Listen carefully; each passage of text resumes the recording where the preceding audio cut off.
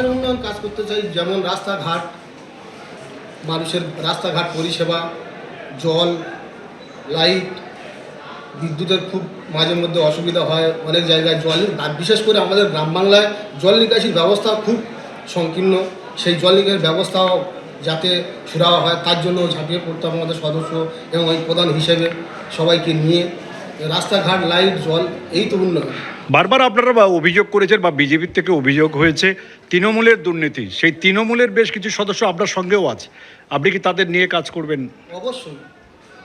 দুর্নীতি তৃণমূলের সদস্য বলে নয়, তারা প্রধানকে সাপোর্ট করেছিল, যে প্রধান সে তো নির্দলের প্রধান, এনারা তার সাথে গিয়ে ভোট করেছিল, কিন্তু পরিস্থিতি দেখেছে যে শুধু দুর্নীতি করে গিয়েছে, কোনো কাজ করেনি।